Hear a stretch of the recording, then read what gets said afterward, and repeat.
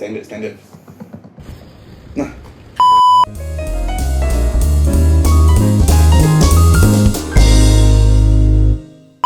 Welcome back everyone to BIMAGE Cafe, and we are on our 10th episode now.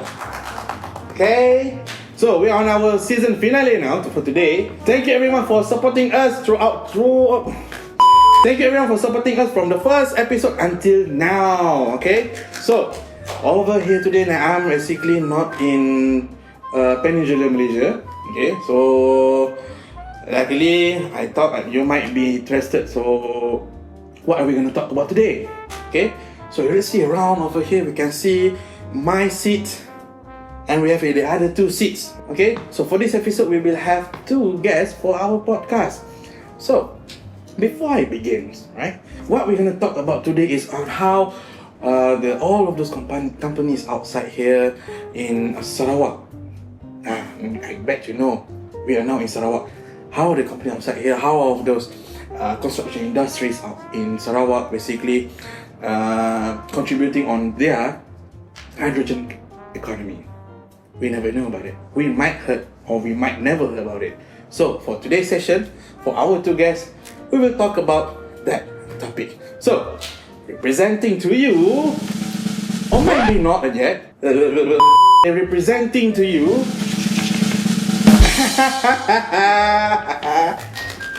okay, thank you so much for coming for today. Thank you so much. Okay, I will not say your name for now. Okay, because why? It might take some time. I've never done this. Okay, you might be waiting also for the next episode, right? Who never knows, right? So we have our two guests over here. Two guys, handsome guys. Okay, not like me. Okay? Not like me. Okay. Okay. So yeah. One common question that I always ask to all of my guests. Okay, so begins with you first. Right? Before I start telling all of those people outside there, okay, what we're gonna talk about, so we need to know who they are. Right? One question I will ask to all the people outside there: who are you? Right. My name is Muhammad Daniel, and I am the Assistant Manager of PPES Consults. That's about it. That's all? I mean, what you do? Alright, so basically I manage the project delivery within the company. I see. So we have a assistant manager from PPES Consults. And yeah, Mr. Nice Guy over here. Right? So, before we begin again, as usual, who are you? Alright, thank you Abe and BIMAGE for having us here. So myself is Muhammad Shahrin. I'm the project coordinator of PPES Consults, and also I've been handling projects and also on the business development side as well for PPES Consults. I see. So we have the project coordinator over here and also assistant manager. This one got big guy. I feel very small now. Okay, I'm very small now. Okay, who knows? So, talking about today, thank you so much for being our guest for BIMAGE Cafe Podcast for our 10th episode. So basically, you will be, somehow we call it the season finale and closing for our this season. Yeah, thank you so much. And what we're going to talk about today, I just heard that Sarawak, I've been read all of those news outside. Okay. I don't know if this question goes to any one of you. Okay, you can ask it, no problem. I saw about hydrogen. Okay, so all this hydrogen, what I know is very dangerous. What I know. Okay, so what is as your Sarawakian, and you have been involved with what I know. So from my side, you'll be involved with this, and what you can tell about how they are the revolution of the hydrogen in Sarawak. What's the planning? What's the thing and stuff? It might be a good things to know together, you know. I think, Shahrin? Okay, I'll take the question. Alright, okay, Abe. When we are talking about hydrogen, of course you will be thinking, is it safe to have hydrogen? Of course you can create a nuclear bomb. But then, of course, you have to look on the positive side as well. You can use for power generation, also for mobility. Okay, looking at the Sarawak economic landscape, okay, Borneo, the Borneo Island, actually we are blessed with abundance of renewable resources. Any guess? I can't. Okay, one of it is our river. We have abundance of rivers, so that's why we have a lot of crocodiles there. Okay. So they involved with the renewable energy also. Part of the ecosystem. Part of it. Oh, okay. I Okay. understood. So, if we take a look at the state government's commitment to the in this hydrogen economy, okay, on your way from the airport here, what can you look at the side of the roads and also at the middle of the road? You have a lot of construction, right? Actually, that is part of the initiative to boost partly I would say the transportation industry as well as the hydrogen economy. Okay, because the construction is mainly for the ART, the Autonomous Rapid Transit. Okay, I think you have heard of it. We might be waiting for that terms also. Oh, okay. All right. So, speaking about that, also you can take a look at our considered unique multi-fuel station. We have of course, the normal petrol and the diesel, as well as EV charging, and also we have hydrogen, which is under the brand Petros. Okay. So Petros is belong to Sarawak? Yes, it's under the Sarawak government. So, it doesn't even, it doesn't even related to the green company. Green company, I Yeah, mean, it's the- under the- the state government. That's from what I understand lah. I understood. Okay. Green company, yeah. Hmm. We doesn't even need to tell the name, but yeah. Okay. Oh, so basically, Okay. what you're saying that hydrogen is one of the long objective of Sarawak now. I mean, to getting more involved with this, to get more, how can I say, the development on the hydrogen part. Okay. As I mentioned earlier just now, if you are looking at the domestic scale, we are working on we have the multi-fuel station as well as the ART. But then if you are looking at the larger scale, actually the state government actually is working on, I don't know if you heard of it, Hibiscus and Hornbill project. It's considered a quite notable project development. It's a potential development in Bintulu within the hydrogen hub. So I'm not an expert, but I've been lightly involved in the process during the front-end engineering design stage, whereby I was in Seoul, Korea, and also in Yokohama, Japan, working together with these giant companies working on these plants in Bintulu. So maybe if I can add on a little bit, if you are looking at the scale of the plant itself, who knows that in the future, even our current electricity supply might not be sufficient. Who knows? I mean, because of the potential investment in Sarawak. So that's the thing that, alright. Oh, okay. So the revolution and also for the ideal targeted to getting developed into some hydrogen. So you just say that about ART. Okay? I might be on Mr. Daniel over here. Okay. So for this ART, okay. So I've been notified that your site, I mean your PPES Consult, involved also with the ART. Yeah. Okay. So can you briefly told us a little bit what you have been doing? So how's the progress over here? Because I've seen from the airport I start to land, and I see like people who said, oh, over here we're having like a LRT and MRT something. I thought, so people like flying outside already in Sarawak. So I never heard about it. So can you just explain? So kindly also involved with the technology and somehow like construction for Sarawak side. Right, sure. So the ART is a project being done by Sarawak Metro under the brand name CUTS, Kuching Urban Transportation System. Yeah, so ART is basically buses that are joined together. We call that articulated buses. And then that bus is powered by hydrogen fuel cells. So overall, in CUTS, there's currently 3 lines. First being the blue line, which goes from Samarahan, Rembus to Hikmah Exchange.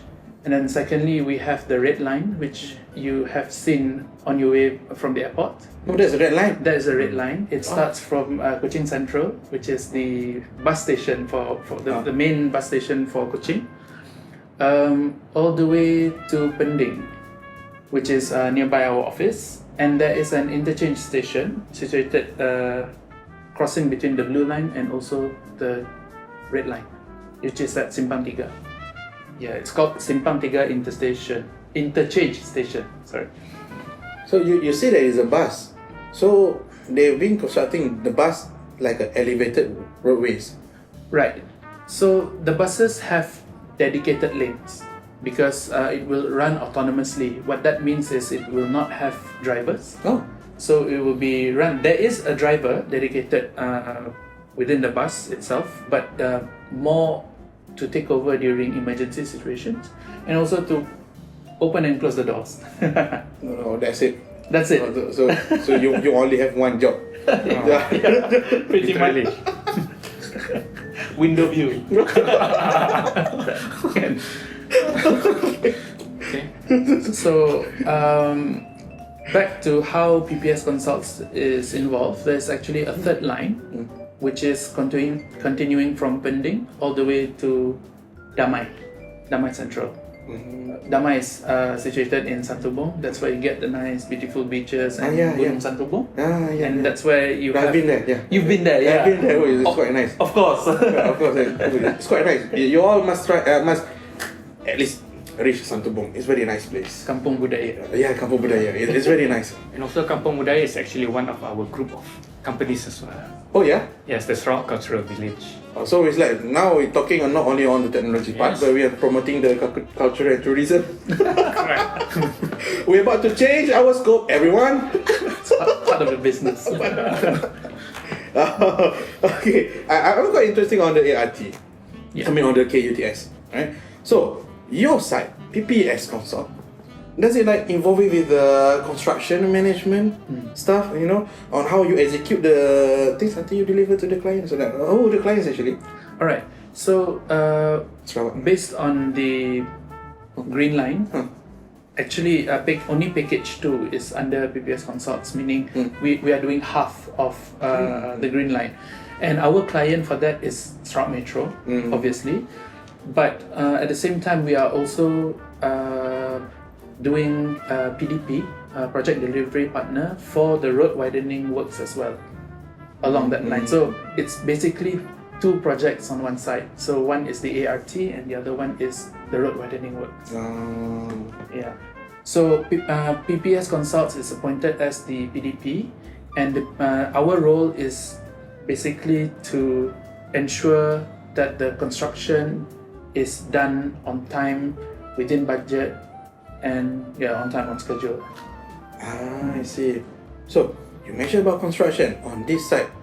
Who knows? We are from BIMAGE Consulting. One question: does it involve with BIM? That's a $1 million question. $1 million question. Who knows? I never know. We never know. Unless you spill the tea. Yep, we are actually employing up to LOD 500. Yep, for the ART and also the road widening works. So part of our scope will, again, road widening. We have bridges. We have ART stations or halts, as we call it. All of which would be in 3D, in BIM, and we are using a scheduling software which is called P6, Primavera P6. So it is integrated together with our BIM. I see. So according to construction, and you're also the project coordinator. Shahrin, you involved with it also? Yes, partly I'm involved as well with the project. What you do with this? I thought that Daniel told us he's one of the managing of the things. How about you? You're doing all the design? Oh no, I'm not involved in the design. As a coordinator, again, of course I work closely with him. Together, let's say that on any coordination work with authorities, or let's say we're working with to get the funding as well. So that is how we come across together inside our role. So how do you see this can help on the people of Sarawak, like helping them in terms of infrastructure? I mean, helping to get one place to another much more faster or what? Yeah, so with the introduction of the ART, obviously it will boost the mobility in the area, and actually helping people to move to get all the way to Santubong, which is a tourist area. And then the road widening parts would ease the traffic congestion problem, which is happening especially near the Samariang area, Bandar Baru Samariang. So that is actually a really, I would say, upcoming development. There's a lot of housing projects that are being done over there. So in the near future, the numbers of road users would increase by a lot. So which is why this project is very helpful in that sense to the community. I see. So it does helps on the people. Yeah, we should know that every each of the development that we done or the government's done is for the people. Yeah. And that's one more thing. So regarding on this, okay, I might be this question for you. Okay. So how you can see the future of Sarawak by developing all of this infrastructure upgrading, and also for the hydrogen revolution on hydrogen in Sarawak also. Okay, so how do you see on the Sarawak vision on this? I mean, yeah, the long future of Sarawak, where it can go. Okay, taking that question, okay, Abe?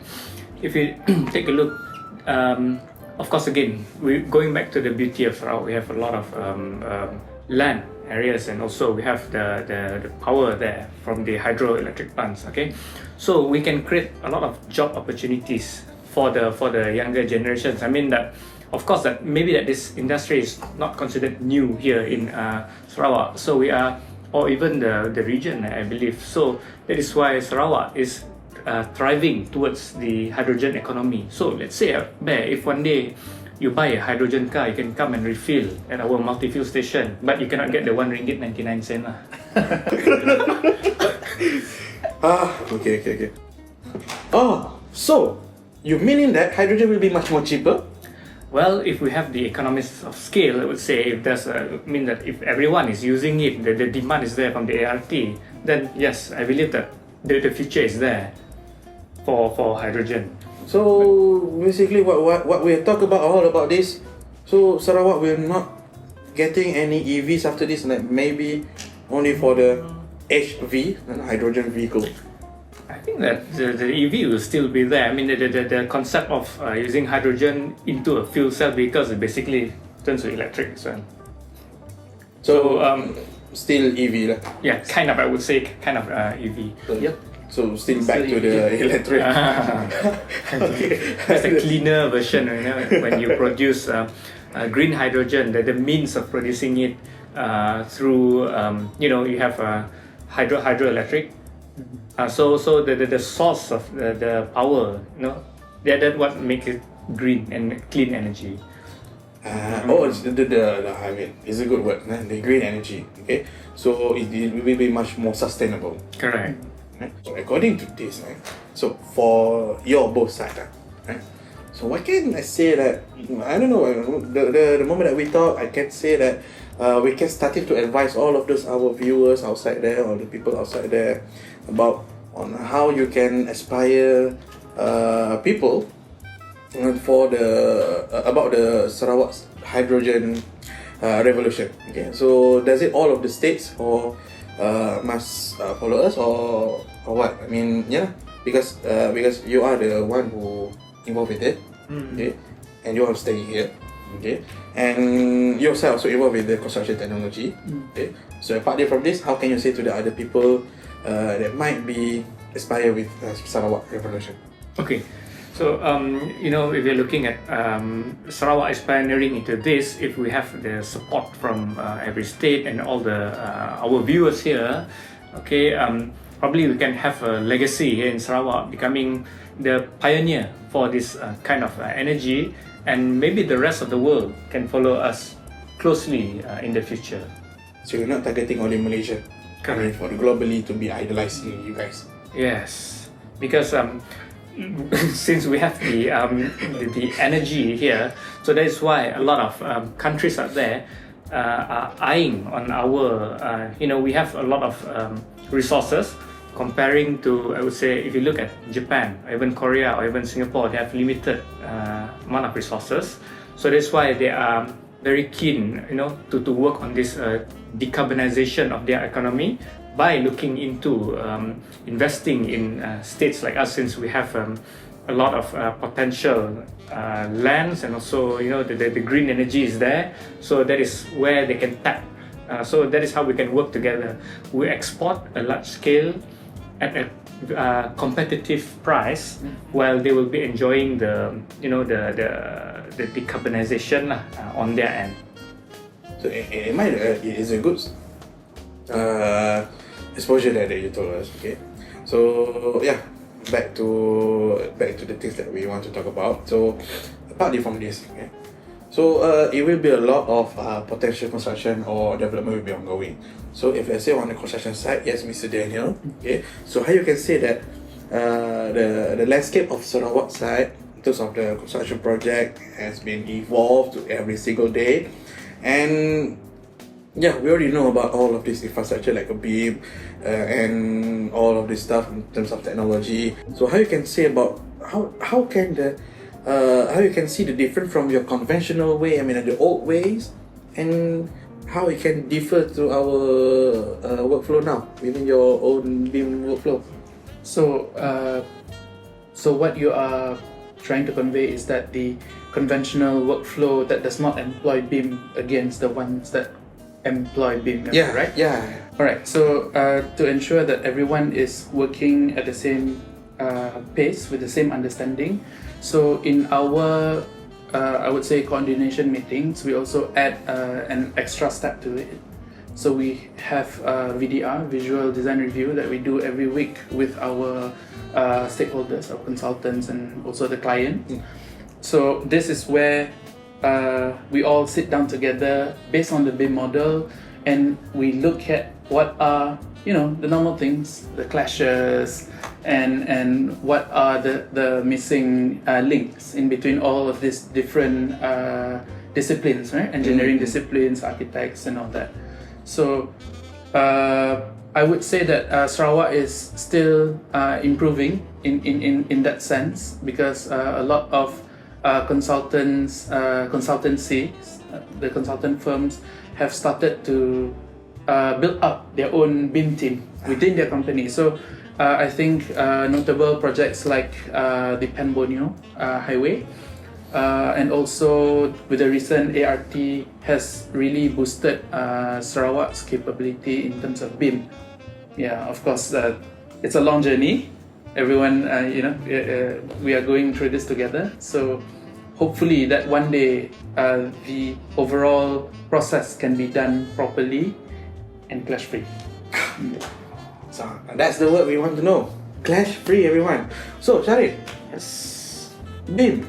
So how can this work together with hydrogen? I mean, for the development, I mean, it will help much more better? It's like you add some spices or something like that into the dishes, I believe that if you are talking about some oil and gas industry, BIM and those kind of workflow will be very much important. You see, if you are comparing the construction of a building and a plant, you can see all the pipelines going here and there. I mean, without this kind of models and technology, so you can even see it up front. So what's going to happen when you install on site? There will be clashes, as mentioned by him earlier on. So you say that it will be much more better. Correct. I mean, it will be, Next level. to the next level. Okay. So, apart from it, what do you think on the people's mindset? Because I always heard people outside there saying that, oh, why BIM? I've been living with this without BIM a long time ago. So why BIM comes now and I need to adapt with it? Can you say something for them? Yeah, I do understand your concern, and also some of the mindset I would say that they look at BIM and towards the end of the project means that after you have the as-built, then only you do the BIM. You know, I think you have encountered that quite a number of times, right? Okay. Oh yeah. Yeah. So if we can kind of tweak the mindset that if we put BIM first, so that we can ensure a very smooth construction, sequence. You can, let's say after you do foundation works, what's next? What's next? Yeah. Is that it will be very clear. Inside the model, rather than you do it first and you have to go all through the headaches, and then at the end, here's the BIM model from the as-built drawings. So it's just like literally people waiting for the as-built. Doesn't even involve with all of the information, the issues. I mean, you get the as-built, but we doesn't know on how the as-built has been done. Correct. So it's like kind of a bit the purpose of BIM, I would say lah. That's the thing. So can you tell us that nowadays in Sarawak, you told that ART codes, they're using BIM? Yes. Yes. It's a yes. It's a yes. Definitely. It's a yes. They know much more better. They are the one who managing. Is it? Okay. So, yeah, I think we are at the right track right now. Okay, because people are adapting all of those IR 2.4. 2.4 4.0. Yeah, I'm sorry for that. 4.0. I haven't heard that 5.0 is coming. I don't know. So we can see that Sarawak is moving forward on the transformation industry, all into digitalization. Yeah, I've seen all of the government and the state's government also is quite active in this. Yeah, and yeah. You also have your roles as a PPES Consult, not only on the construction side, but also for the revolution of the hydrogen also. Okay, so can you spill a little about it? What's your involvement actually? Is it a big role or small role into the hydrogen revolution? Okay, so when I was involved again, when I was in the kick-off meeting back in 2023 in Seoul and also Yokohama. So back then, it's a big step for Sarawak when you enter into these areas. You are playing with these big fishes, I would say. So actually, if I'm talking about my role itself, actually it's quite, I would say, small. A very small impact in a very big industry. Anchovy. So I think it's smaller. Smaller than anchovy. Plankton. But of course, we know that whale. Remora. Okay. Of course, our sister company SCDC Energy is taking the lead on this all these green energy initiatives. Apart from hydrogen, they have sustainable aviation fuels and the rest. So actually, we are working closely with them to support our sister company, providing any sort of support from the project management side to our sister company.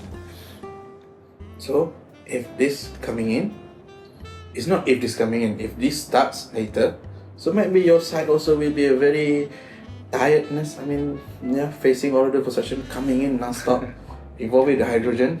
Who knows? Yeah, definitely. Okay, so yeah, I think we are at the end of the session for today's BIMAGE Podcast for episode 10. Alright, so thank you so much for Mr. Shahrin and Daniel.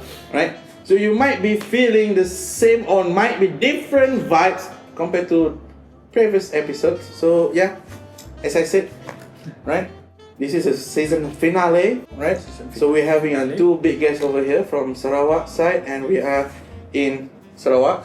Okay, so a little bit of words here. You can try to visit Sarawak also.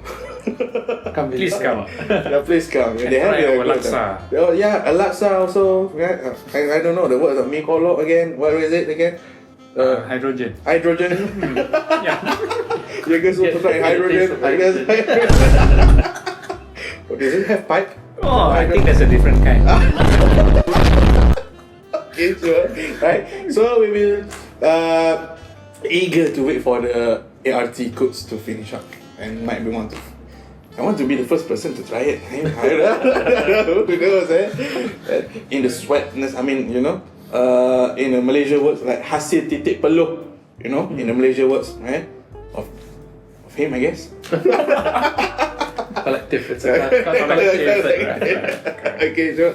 Alright, so yeah, but for this last one, what you can say to the people outside there about the adapting of the technology into construction and a revolution, so that we always go forward, doesn't go backward? I would say always try to hone your skills, technically or even communication skills and all that, and don't be afraid to go and upskill yourself, take certifications, even though a lot of people say it's just a piece of paper, but then again, it all depends on you, how you utilize that knowledge, how you utilize that chance that you get to improve, and move forward from there. Shahrin?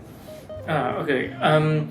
Again, if you looking at the evolution of technology, okay, back then maybe AutoCAD is the latest software, but don't be afraid to try new from AutoCAD. Maybe you can look into explore new softwares like Navisworks. So from Microsoft project again, you move into Primavera P6. I mean, you can explore the capability of the software itself. Can do much more than what you think. So don't stop learning, Correct. because technology doesn't wait you. Correct. It's like the new phone just releases now, from 16 to 17, every single year. Okay, the technology doesn't wait for you. Okay, everyone. So thank you so much for Shahrin and Daniel. Thank you so much Okay. for having us. Thanks for having us at BIM Cafe. BIMAGE Cafe. Cafe. Okay. Right. So yeah, we are lucky enough to have these two guests today. So yeah, we wait you for the new season. Is a totally new, not like this anymore. Okay. So wait for us for the next session. Right. Thank you so much. Thank you.